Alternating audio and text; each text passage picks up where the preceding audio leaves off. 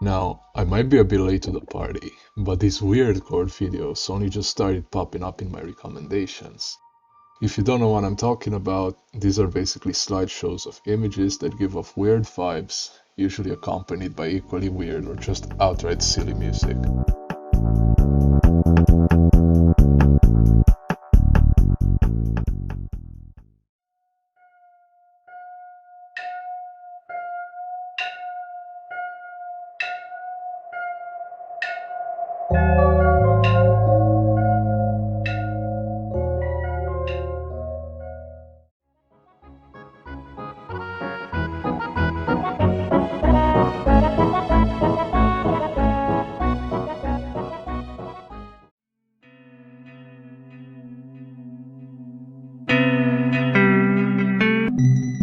And of these videos, one stood out to me in particular, a video that paired these images with the soundtrack of something called Soup 0.9. And I mean, come on, Soup 0.9? What kind of name is that? So naturally, I started looking it up and came across this weird little Japanese indie game. It seemed to be pretty short, so I got it and played it for myself. Now from what I can see, there are some people that wonder what the hell is up with this game. Well, I'm gonna try my best to put an analysis together for you. I should probably say this now, but I did actually manage to get in contact with the creator, who was kind enough to provide and correct a lot of the information that I'm about to share with you. More about him later. The game has also been updated to version 0.91 in the meantime, but this video will be focusing purely on 0.9. There aren't any major differences between these versions though, so no need to worry about that. Now then, the game itself is really bare bones. There isn't really anything to do other than walking around and listening to the music. The locations you visit are all cubic rooms with different textures and some kind of object, let's call it, right in the middle. Some of these rooms can be quite pretty and others eerie and others just plain weird. Sometimes there will be a little animal or orb strolling across the room, and sometimes there will be extra UI elements. But that's about all there is to the game. You can't interact with anything and you have no real objective. You just walk from room to room until the game wishes you a good night and closes by itself. This happens every other 5 rooms, and every time you open the game, a number that's stored in savedata.txt gets incremented by 1. This tells the game what day you are on. Days are just different sets of rooms, and this number isn't capped, so it will keep getting bigger every single time you reopen the game. Sometimes if something goes wrong, it might get another number attached to it instead, so 4 becomes 55 or something like that. Though this only happened to me once and I couldn't reproduce it. Also, if the number is greater than 5, instead of starting a new day, you'll be presented with a screen that lets you choose whichever one of the 5 that are in the game. First of all, I should explain what the file names actually mean. It's really simple actually. If we look at the credited people in soup.txt, we can see the following names: Don, Takagi Akira, Wonkichi, Sasaki Sasa, Rua, Supply, Kato Takahiro, and Taro. As you can see, most of the rooms are named by taking the first 3 letters of these people's names, that is, when spelled with the Latin alphabet.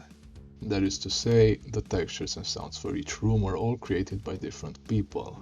Some of these rooms appear to be related in some way. For example, SSS Room 0 and SSS Room 1 share the same floor texture, and TAC Room 0 is a negative version of TAC Room 2.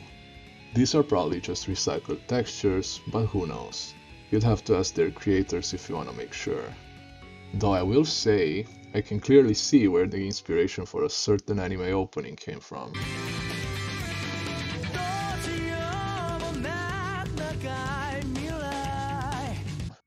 Now let's address the elephant in the room. What the hell is up with Dawn Room 5 and Tar Room 4? Assuming that most of you who are watching this don't speak Japanese, this room might feel a little alien, or perhaps it's more like you don't fit in there. I mean, there's clearly text everywhere, yet you can't even read it. And the fact that it's flipped and the room is completely black and white doesn't help. Well, despair no more. Here are my interpretations, approved by the man himself. Yura Yura Oto no Nami. waves of swaying sounds. Kairaku tanoru tsubo, pleasure songs ecstasy. Sabishisa ga tsunoru, the loneliness grows. Kimi no unazuita, you nodded. Kotae wa iranai, I don't need an answer. Mou kimi wa kiero, just disappear already. Ashita ni tsuketete, find tomorrow, as either noun or adverb. Sono te o miteru, looking at your hands.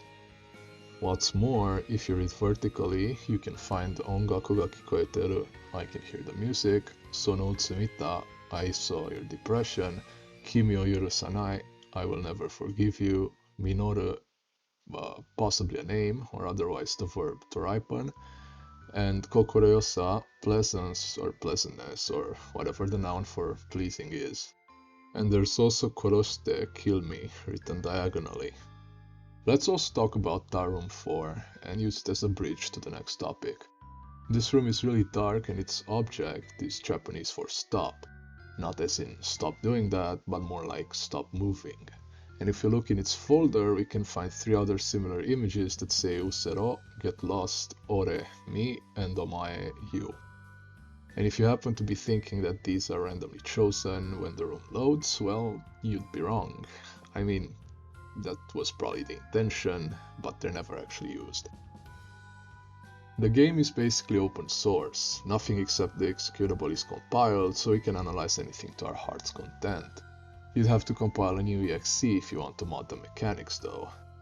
Soup is written in a language called Hot Soup Processor, and I don't know about you, but I think it's pretty funny. It pretty much looks like an amalgamation of different languages, so yeah.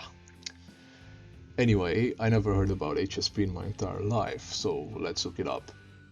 Oh, look at that, it has a Wikipedia page. Hot Soup Processor is a programming language from Japan that was originally developed in 1994, blah blah, used to teach programming in Japanese schools, and because it is freeware, it was a popular programming language for doujin soft in the late 1990s. Cool, let's take a look. In souproom.hsp, we can see that these objects in the middle of the room are actually called billboards. This term is used to describe 2D sprites that are always facing towards you, the player. Also, the game never checks if there are any more of them. It just grabs chr.bmp and plops it in the middle of the room. There's also a breath count variable that might catch your attention, but it's only used for animating the player camera while idling. In soup main.hsp, rooms are counted with ko, which is, as far as I know, typically used for counting small objects. I asked about it and was informed that it's also used to count abstract things, the folders in this case. In subtitle.hsp, it's stated that the faucet is ja. I thought this is supposed to mean jar, but rest easy, it's an actual faucet. That's just the sound it makes. In room.hsp, we can see that the mini character, the rat, always spawns at a random x coordinate between 0 and 50. This creates the illusion of a random spawn chance, since you probably moved on before it could reach the room. I also modded the game to let me go outside the room, and interestingly enough, it turns out it's not the perfect cube. So I got this old ass program that can actually view the model, since nothing I have supports the format, and well, here it is. And that's about it really. The rest is just generic or functionality code. There aren't any secrets and the other comments aren't all that interesting. Okay, we've talked enough about the game, so let's talk about where it came from. As far as I can tell, its origins are on Freem, a Japanese site where independent developers can share the games they make for free.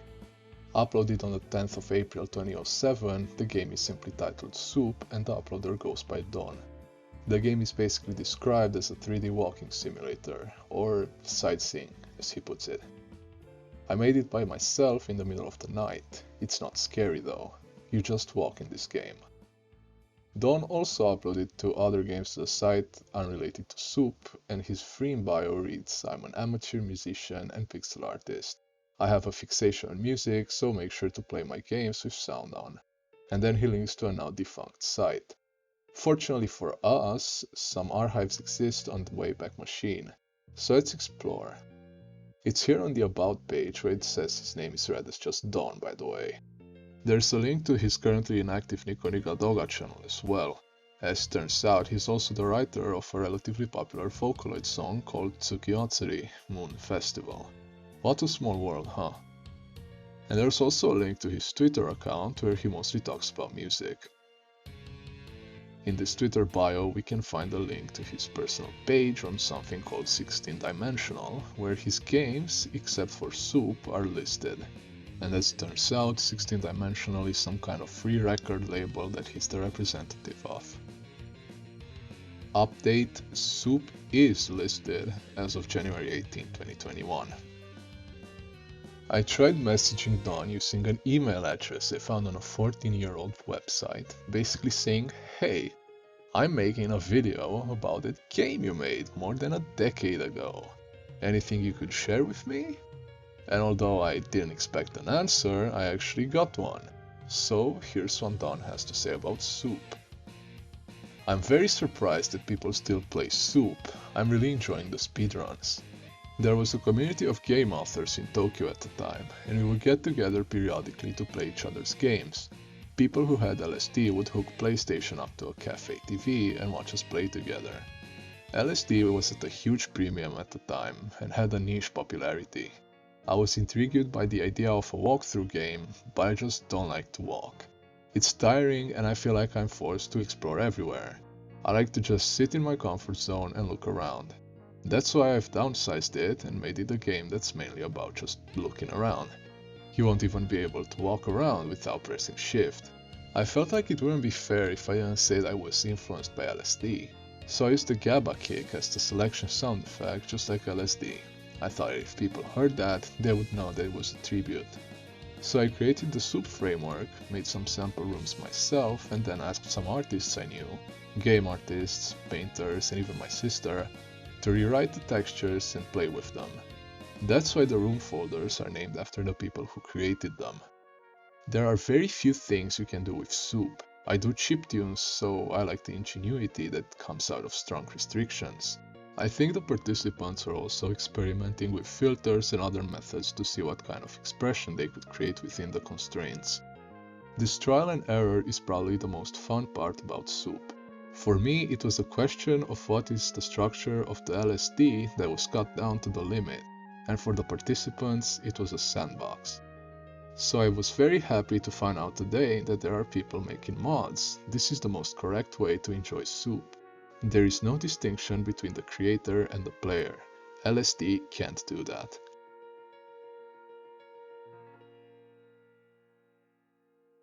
I also took the opportunity to conduct some sort of mini interview with Don, so here's that. Question: why Soup? At the time, I think I was using soup as a metaphor for various things that had been melted into a vague mixture. In particular, the boundary between self and others is blurred. I don't remember why I chose that as a title, but maybe because it was a collaborative project.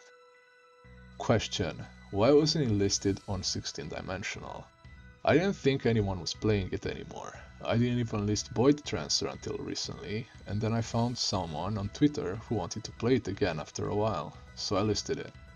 To be honest, I didn't think that Soup had a good reputation at all until I got your email. It didn't have a good reputation when it was released, especially from LSD players. It looked like a half-baked knockoff. Of course, I believe that LSD and Soup are two different things, and I'm sure the participants have never seen LSD before. Question: about Room 5. Even in Japanese, the text on the textures is pretty weird. I don't remember much about the time I wrote this poem, but I think I was pretty reckless to do a word puzzle. I think I would have preferred to improve the quality of the poem itself instead of doing the word puzzle. Each sentence is independent of the other, not connected. I think it's more appropriate to say that the mood is expressed in fragments rather than there is a deep story there. In the poem, it says that there is music and singing in the room, but the actual background music in the room is noise.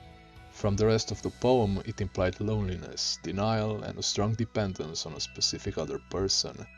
To give you some background on myself at the time, I was majoring in psychology in college at the time. I probably got the idea from borderline personality disorder. I'm sure you can imagine anything you want. It could be a yandere girl telling you that she hears singing in a silent room, or maybe you're alone in your room trying to wash away bad memories by remembering the melody of your favorite song. The room just shows you the composition, and you can superimpose your own situation in it. Question about Tar Room 4. I haven't heard anything about the room that Taro made. He was the only graphic designer among the participants, so he might have had the idea to take away all the elements and present only one message. I don't have any way to contact Taro anymore. Question: why HSP? At that time I could only use HSP and GameMaker. I upgraded Soup to 0.91 the day before yesterday, and it took me a while to remember the HSP syntax. Question: are you still into game development? I don't develop games anymore because I don't have enough time. So, that was Don, or Yarhala. From what I can see, it seems like he's shifted away from game development and more towards music. He's also quite vocal about his love for Yuri, so mad respect for that. Now going back to the other people mentioned in sub.txt for a bit, most of their sites are dead. Only Wankichi and Sasaki's remain as relics of the past. And this little anime girl has been spinning for almost a decade now. I'm not kidding. Look, the first archive goes back to 2013. She must be very dizzy. If you made it this far, please do check out some of the music on 16 Dimensional or Don's NND channel. Chances are you'll find something you like if you're into chiptune, experimental, or old school Vocaloid. Links are all in the description, and here are some personal favorites.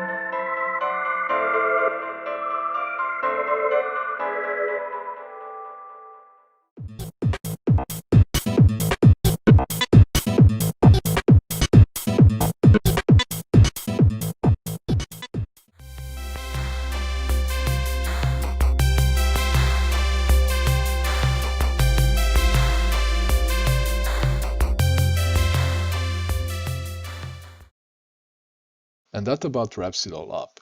I hope I managed to answer some lingering questions you might have had after experiencing Soup. To summarize, it's a very self-contained, what you see is what you get kind of experience. A weird game that was truly ahead of its time. If there's anything that I didn't cover in this video, feel free to leave a comment and I'll try my best to answer. I want to thank Don, or Yarhala, once again for all the info he provided, and I want to thank you, the viewer, for watching. I hope you enjoyed the video, and have a great day.